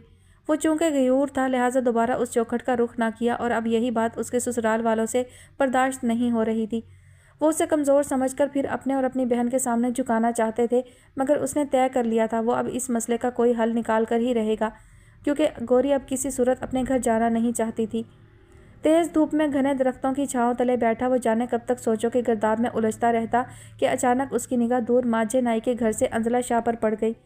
कितने दिन हो गए थे उसे गांव आए हुए, मगर वो अब तक उससे या बी अम्मा से मिलने उसके घर नहीं आई थी, और इसी बात का उसे गहरा मलाल था, जिसके सबब वो खुद भी उससे मिलने नहीं गया था। वह अपनी निगाहों से ओझल हो रही थी, लिहाजा इदरीस अजीब खोए खोए से अंदाज में सर झटकता फिर खुद भी उठकर घर की तरफ बढ़ गया था कि अब उसे भूख सताने लगी थी। बहुत बेचैन रहती है तबीयत एक मुद्दत से, दिलोजा को नहीं मिल पाई राहत एक मुद्दत से। बहुत मजबूर हूँ वरना बहुत महसूस करता हूँ, मेरी जान तुमसे मिलने की ज़रूरत एक मुद्दत से। पिछले 2 घंटे से वो अपनी निगाहें अनुषा रहमान के खूबसूरत चेहरे पर टिकाए बैठा जाने क्या क्या सोच रहा था। यूनिवर्सिटी में किसी को भी नहीं पता था कि उसने अनुषा रहमान के साथ क्या किया। उस सादा सी सहमी हुई हिरनी जैसी लड़की की ज़िंदगी के साथ कैसा भयानक खेल खेला। सिवाय इबाद के, जिसे चाहते हुए भी वो कोई बात छुपा नहीं सका था, और इबाद ने उसे सहारा देने के लिए बरीरा को सब कुछ बता दिया था ताकि शहरोज़ इस हादसे की टेंशन लेकर अपने साथ कुछ उल्टा सीधा ना कर बैठे। उसकी शादी बरीरा से तय हो चुकी थी। कल उसकी माइयों की रस्म अदा होनी थी और आज मेहंदी थी, मगर उसने सख्ती से मना कर दिया था कि वो सादगी से सिर्फ निकाह करके बरीरा को अपने घर ले आएगा। इस सिलसिले में अगर वो शान और शौकत से काम लेंगे तो वो शादी नहीं करेगा। लिहाजा उसकी मंशा पर अब यही हो रहा था। किसी भी रिश्तेदार को उसकी शादी की तकरीब के लिए यज़दानी पैलेस इनवाइट नहीं किया गया था। आज उसका निकाह था और जाने क्यों उसकी आंखें बात बात पर भर रही थीं। उसकी मम्मा को उसकी शादी का कितना अरमान था। शाफिया अक्सर नाश्ते और रात के खाने के दौरान उसकी शादी का तज़किरा करके उसे खूब छेड़ा करती थी। तब सब कुछ कितना अच्छा लगता था, मगर अब वही सब कुछ हो रहा था जो पहले से तय था, लेकिन अब दिल में कोई उमंग थी ना खुशी। अगर अपनी माँ के आखिरी अरमान और घर की तन्हाइयों से महसूस होती वहशत का ख्याल ना होता तो शायद वो कभी शादी के लिए हामी ना भरता। शाम में जब खूब सारे आंसू बहाकर वो घर वापस लौटा तो इबाद दीगर दोस्तों के साथ मिलकर उसकी सेज सजा रहा था। گو اس نے اسے بھی منع کیا تھا مگر عباد نے اسے ڈپٹ کر رکھ دیا۔ چپ کر، تیرے اندر سب کچھ مر گیا ہے تو اس کا یہ مطلب نہیں کہ تو اس معصوم لڑکی کے جذبات کی پرواہ بھی نہ کرے جو جانے کب سے تیری رفاقت کے خواب پلکوں میں سجا کر بیٹھی ہے۔ کچھ عقل کر اور جا کر شاور لے لے، ابھی تک موالیوں والے حلیے میں پھر رہا ہے۔ عباد کا خاصا روب چلتا تھا اس پر۔ شہروز اسے اس کے کام میں مصروف چھوڑ کر سست روی سے چلتا کمرے سے نکل گیا۔ رات کے 2:30 بج رہے تھے جب وہ بریرہ سے نکاح کے بعد اسے یزدانی پیلس سے رخصت کروا کر گھر لے جانے کی بجائے اپنے ہی شہر کے خوبصورت ہوٹل سے رخصت کرا کر گھر لے آیا۔ شافیہ پوری تقریب میں رو رو کر اس کے قریب ہونے کے بہانے تلاشتی رہی مگر وہ پتھر بنا رہا۔ اس کی زندگی میں جو بھونچال آیا تھا اس کی وجہ شافیہ خان تھی، جسے معاف کر کے پہلے کی طرح گلے سے لگانے کی وہ ہمت ہی نہیں کر پا رہا تھا۔ شادی بخیر و عافیت ہو گئی تھی۔ تقریباً 3:15 بجے جس وقت وہ اپنے کمرے میں داخل ہوا تو اس کا سارا جسم بری طرح دکھ رہا تھا۔ دروازے کے بالکل سامنے بیڈ پر بریرہ سمٹ کر بیٹھی اس کا انتظار کر رہی تھی۔ وہ ایک سرسری سی نگاہ اس پر ڈال کر عجیب سی کوفت کا شکار ہوتا بیڈ پر اس کے قریب بیٹھنے کی بجائے قدرے ریلیکس انداز میں بیٹھ کے قریب ہی سیٹ کیے صوفے پر جا بیٹھا۔ دلہن بنی بریرہ کا سر ہنوز جھکا ہوا تھا۔ شہروز کی سمجھ میں نہیں آ رہا تھا کہ وہ آج کی رات بریرہ سے کیا کہے، مگر کچھ نہ کچھ تو کہنا ہی تھا۔ بریرہ، میں جانتا ہوں آج کی رات کے حوالے سے لڑکیوں کے بہت سے خواب وابستہ ہوتے ہیں۔ کچھ ماہ پہلے اس رات کے حوالے سے میں نے بھی بہت کچھ سوچ رکھا تھا مگر اب سب کچھ بدل گیا ہے۔ اب نہ وقت ہے اور نہ دل کی تمنائیں۔ میں جانتا ہوں کہ تم بہت اچھی لڑکی ہو، شاید اسی لیے میں خود کو تمہارے قابل نہیں پا رہا۔ عجیب سی الجھن نے پاگل کر رکھا ہے مجھے۔ اس کا لہجہ اس کی الجھن کو ثابت بھی کر رہا تھا۔ بریرہ سمجھ نہیں پائی تھی کہ وہ کیا کہنے کے لیے تمہید باندھ رہا ہے، تبھی چپ بیٹھی رہی۔ بریرہ، میں یہ شادی نہیں کرنا چاہتا تھا، تم سے کیا کسی بھی لڑکی سے نہیں، کیونکہ میں اس قابل ہوں ہی نہیں کہ مجھے کوئی اچھی شریف لڑکی ملے۔ میں آنٹی سے معذرت کرنا چاہتا تھا، انہیں سب کچھ سچ سچ بتا دینا چاہتا تھا، مگر جانے کیا بات تھی کہ میری زبان پر قفل لگا، ان کے سامنے کھل ہی نہ سکا۔ اس بار بریرہ نے اس کے الفاظ پر چونک کر سر اٹھایا تھا۔ کیسا سچ؟ شہروز نے دیکھا اس کی کاجل سے سجی آنکھوں میں گہرا اضطراب تھا، تبھی وہ صوفے سے اٹھ کھڑا ہوا۔ آئی ایم سوری، میں تمہیں کوئی تکلیف نہیں دینا چاہتا، لیکن جو بات میرے اندر بھونچال اٹھائے ہوئے ہے، اگر وہ بات آج بھی میں تم سے شیئر نہ کر پایا تو پھر شاید ساری زندگی تم کبھی مجھے معاف نہ کر پاؤ۔ اتنی عجیب پہیلیاں بجھوا رہا تھا وہ۔ بریرہ کی پریشانی مزید بڑھ گئی۔ آپ کو جو کہنا ہے پلیز صاف صاف کہہ ڈالیں، مجھے پہیلیاں بوجھنے کی عادت نہیں ہے۔ شہروز نے اس کے روحانسے لہجے پر سرسری سے انداز میں اس کی طرف دیکھا، پھر آہستہ سے اس کی طرف سے رخ پھیرتے ہوئے بولا، پتہ نہیں تم یہ سچائی جاننے کے بعد مجھے معاف بھی کر پاؤ گی کہ نہیں، مگر یہ سچ آج کی رات میں تم سے نہیں چھپاؤں گا کہ میں نے انوشا کو اغوا کیا تھا۔ واٹ؟ بریرہ کو لگا جیسے اس کا وجود صرف ایک لمحے میں بلاسٹ ہو گیا ہو، تبھی وہ پھر بولا تھا، یہ سچ ہے بریرہ۔ اپنے غصے اور انتقام کی آگ میں اس معصوم کی روح کو گھائل کر دیا تھا۔ اب اس کا لہجہ رند رہا تھا، تاہم اس سے پہلے کہ وہ بریرہ سے اسی ایشو پر مزید بات کرتا، اس کے موبائل پر بجتی تیز بیپ نے اس کی توجہ اپنی جانب مبذول کروا لی اور وہ ساکت بیٹھی بریرہ سے ایکسکیوز کر کے اپنے سیل کی طرف متوجہ ہو گیا۔ کال ہاسپٹل سے آ رہی تھی، لہٰذا اس نے فوراً دھڑکتے دل سے پک کر لی۔ دوسری جانب ڈاکٹر عاطف اس سے مخاطب تھا، مجھے اداس بھی کرنا تھا، خود بھی رونا تھا، یہ حادثہ بھی میری جان کبھی تو ہونا تھا، وہ مجھ کو توڑ کے پھر جوڑتا رہا اکثر، میں اس کے واسطے جیسے کوئی کھلونا تھا۔ بریرہ، تم کپڑے چینج کر کے سکون سے سو جاؤ، مجھے ایک ضروری کام سے کہیں جانا ہے۔ ڈاکٹر عاطف سے 2 منٹ کی مختصر بات کرنے کے بعد اس نے موبائل شرٹ کی جیب میں ڈالتے ہوئے ساکت بیٹھی بریرہ رحمان کی طرف توجہ کی تھی۔ جواب میں بریرہ کی آنکھ سے آنسو کا ایک شفاف قطرہ ٹوٹ کر گر پڑا۔ I am sorry Bareera, I am really very sorry. وہ پشیمان تھا یا نظر آنے کی کوشش کر رہا تھا، بریرہ ہرگز نہیں جانتی تھی، مگر اس لمحے اسے اپنی جان سولی پر لٹکی ہوئی ضرور محسوس ہو رہی تھی۔ وہ کمرے سے نکل گیا تھا مگر بریرہ اس کے کمرے سے نکل جانے کے 1 گھنٹے بعد بھی یوں ہی ساکت بیٹھی بے آواز رو رہی تھی۔ پورے 1 گھنٹے کے بعد اس نے بیڈ سے اتر کر ڈریسنگ ٹیبل کے سامنے اپنا دوپٹہ نوچ کر اتارا اور دور پھینک دیا۔ زیور کے ساتھ بھی اس نے یہی سلوک کیا تھا اور چوڑیوں کے ساتھ بھی، جس کی وجہ سے اس کی دونوں کلائیاں زخمی ہو گئی تھیں۔ دھوکہ کیا ہے تم نے میرے ساتھ شہروز، بہت بڑا دھوکہ کیا ہے تم نے میرے ساتھ۔ کرب انگیز لہجے میں بڑبڑاتے ہوئے اس نے پرفیوم کی بوتل اٹھائی اور کھینچ کر ڈریسنگ ٹیبل کے آئینے پر دے ماری۔ چھناکے کی ایک زوردار آواز کے ساتھ اس کا عکس کئی ٹکڑوں میں تقسیم ہو گیا تھا۔ تیری ابتدا کوئی اور ہے، تیری انتہا کوئی اور ہے، تیری بات ہم سے ہوئی تو کیا، تیرا مدعا کوئی اور ہے۔ ہمیں شوق تھا بڑی دیر سے کہ تیرے شریک سفر بنے، تیرے ساتھ چل کے خبر ہوئی تیرا راستہ کوئی اور ہے۔ تجھے فکر ہے کہ بدل دیا مجھے گردش شب و روز نے، کبھی خود سے بھی تو سوال کر تو وہی ہے یا کوئی اور ہے۔ کبھی ایک کے بعد ایک آنسو ٹوٹ کر پلکوں سے گرتا جا رہا تھا اور وہیں اپنے خالی سراپا کے ساتھ بیڈ کی پٹی سے ٹیک لگا کر نیچے ٹھنڈے فرش پر بیٹھ گئی تھی۔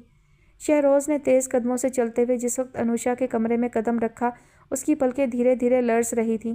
اسے لگا گویا ایک مدت کے بعد اس پتھر کے بے جان مجسمے میں جان پڑ گئی ہو۔ مارے خوشی اور تشکر کے اس کی پلکیں بھیگ گئی تھیں۔ بے شک اللہ کی پاک ذات نے اس کی دعائیں رد نہیں کی تھیں۔ ڈاکٹر عاطف کمرے میں انوشا کے بستر کے پاس ہی کھڑے اس کی حالت کا جائزہ لے رہے تھے جب وہ آگے بڑھا۔ عاطف! اس کی پکار پر تیزی سے پلٹتے ہوئے ڈاکٹر عاطف نے اس کی جانب نگاہ کی تھی۔ شاہ، مریضہ کو ہوش آ گیا ہے، بہت بہت مبارک ہو۔ ابھی یہ آنکھیں کھولنے میں کچھ تکلیف محسوس کر رہی ہیں، میں دیکھتا ہوں، ابھی تم اچانک سامنے مت آنا۔ وہ چونکہ اس کی کہانی سے کچھ نہ کچھ واقف تھے تبھی ملائمت سے تنبیہ کرتے ہوئے بولے تو شہروز دھیرے سے اسبات میں سر ہلا کر سائیڈ پر ہو گیا۔ انوشا کے چہرے پر تکلیف کے آثار تھے، یوں لگ رہا تھا جیسے اسے پلکیں کھولنے میں شدید دشواری پیش آ رہی ہو۔ شہروز کا دل بہت تیزی سے دھڑک رہا تھا، اسے بھول گیا تھا کہ وہ شب اس کی شب عروسی تھی۔ وہ پلٹا تھا اور تیز قدموں سے چلتا ہوا قریبی مسجد کی طرف بڑھ گیا تھا کہ اس وقت خدا کا لاکھ لاکھ شکر ادا کرتے ہوئے انوشا کے لیے ڈھیر ساری دعائیں کرنا بہت ضروری ہو گیا تھا۔ میرے بس میں اگر ہوتا اٹھا کر چاند تاروں کو، میں نیلے آسماں پہ بس تیری آنکھیں بنا دیتی۔ شجر ہوتا تو لکھ کر تمہارا نام پتوں پر، تمہارے شہر کی جانب ہواؤں میں اڑا دیتی۔ اس کا دل ارسلان حیدر سے ملنے کو مچل رہا تھا۔ اوپر سے اپنے پروگرام میں ناکامی اور اس کی ناراضگی نے مزید بے قرار کر دیا۔ وہ گڑیا کو ساتھ لے کر ابھی گھر سے نکلنے کا ارادہ کر رہی تھی جب اچانک لاؤنج میں پڑا فون بج اٹھا۔ شدید کوفت کا شکار ہوتے ہوئے اس نے ریسیور اٹھایا تو دوسری طرف شجاع حسن کو پا کر مؤدب ہو گئی۔ السلام علیکم سر۔ وعلیکم السلام، گھر میں سب ٹھیک ہے نا؟ وہ شاید بہت مصروف تھا جب وہ بولی۔ جی الحمدللہ سب ٹھیک ہے۔ ابو کی طبیعت ٹھیک نہیں تھی، اگر کمرے سے باہر نہ نکلیں تو پلیز ہمارے فیملی ڈاکٹر عاطف رضا صاحب کو کال کر کے بلوا لیجئے گا، وہ چیک اپ کر لیں گے۔ وہ جلدی میں ہدایت کر رہا تھا۔ امامہ نے جی سر کہہ کر اس کو مزید احکامات سننے سے قبل ہی ریسیور کریڈل پر پٹک دیا۔ ہاں، کیسا وقت طاق کے کال کی ہے، پتہ نہیں ارسلان نے کیوں مجھے اس جہنم میں دھکیل دیا۔ اسے شدید کوفت محسوس ہو رہی تھی۔ گڑیا کو اپنے کمرے میں بیڈ پر گرا کر منہ ہی منہ میں بڑبڑاتے ہوئے اس نے بڑے میاں کے کمرے میں جھانکا۔ وہ بالکل ٹھیک ٹھاک اپنے کمرے میں لان کی طرف کھلنے والی کھڑکی میں بیٹھے اداس نگاہوں سے اپنے باغیچے کا حال دیکھ رہے تھے۔ کتنے ہی پودے عدم توجہی کے باعث ختم ہو چکے تھے۔ امامہ نے دیکھا قدرت اللہ صاحب کی آنکھوں کے گوشوں میں نمی چھلک رہی تھی اور گالوں پر ٹھہرے آنسوؤں نے اسے سرپرائز کر ڈالا تھا۔ ارے بھلا یہ صاحب بھی رو سکتے ہیں؟ حیرت! اسے قدرت اللہ صاحب کا رونا عجیب لگا تھا۔ بھلا ان جیسے صاحب حیثیت روب داب والے شخص کو کیا مسئلہ لاحق ہو سکتا تھا؟ ایک دو منٹ تک وہ چھپ کر انہیں دیکھتی رہی، پھر اپنے کمرے میں آئی تو گڑیا کو بھی سوتے ہوئے دیکھ کر مطمئن ہو گئی۔ چلو شکر ہے یہ بلا بھی سو گئی، اب میں اس ارسلان سے سکون سے بات کر سکوں گی۔ اپنے کمرے کا دروازہ آہستہ سے بند کر کے وہ تیز قدموں سے چلتی ہوئی باہر آئی اور اگلے کچھ ہی لمحوں میں ٹیکسی لے کر ارسلان کے گھر چلی آئی۔ اس کا دل اس لمحے بہت تیز دھڑک رہا تھا، جانے ارسلان اس کے ساتھ کیا سلوک کرنے والا تھا۔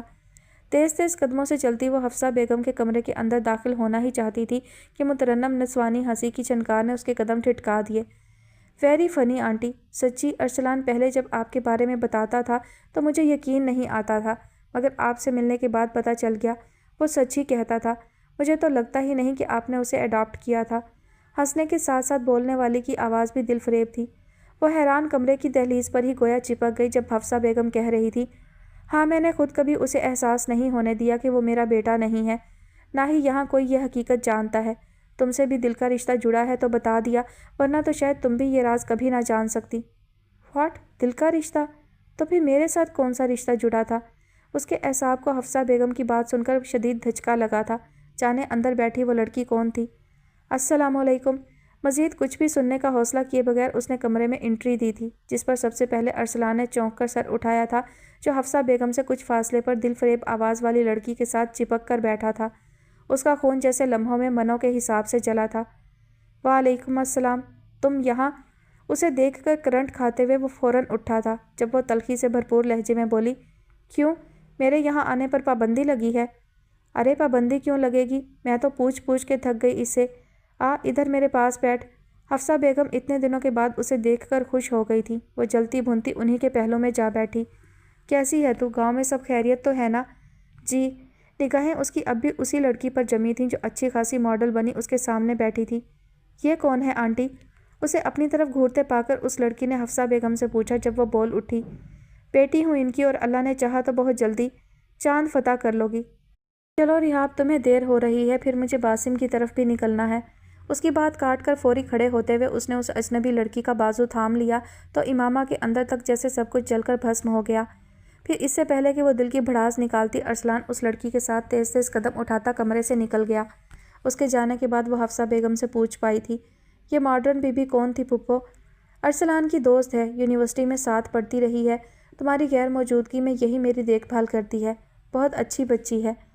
امامہ کو لگا اس کے سر پر ایک ایک کر کے گویا ساتوں آسمان گر پڑے ہوں۔ ابھی تو اس نے شکست تسلیم بھی نہیں کی تھی اور وہ شخص راہ بدل گیا تھا۔ اس کا دل چاہا وہ پھوٹ پھوٹ کر روئے مگر جانے کیا سوچ کر چپ بیٹھی رہی۔ تم سناؤ، اور کب تک گاؤں میں رہنے کا ارادہ ہے تمہارا؟ اس کی دلی کیفیت سے بے نیاز اب وہ پھر اس سے پوچھ رہی تھی مگر اس نے کوئی جواب نہیں دیا۔ دل شدت سے چاہ رہا تھا کہ اس پل انہیں ساری حقیقت بتا دے مگر جانے وہ کون سا جذبہ، وہ کون سی سوچ تھی جس نے اب بھی اسے ارسلان حیدر کا بھرم توڑنے نہیں دیا تھا۔ قطعی غائب دماغی کے ساتھ 2-3 گھنٹے ان سے ادھر ادھر کی ہلکی پھلکی باتیں کر کے وہ پھر ابھی گھر سے نکل ہی رہی تھی جب گیٹ سے باہر بائک روکتے ارسلان حیدر نے اسے پکار لیا۔ مون بات سنو۔ نہیں، کوئی بات نہیں سننی مجھے تمہاری، 1 نمبر کے دھوکے باز آوارہ شخص ہو تم، مجھے وہاں عذاب میں پھنسا کر خود یہاں عیش کر رہے ہو، شرم آنی چاہیے تمہیں۔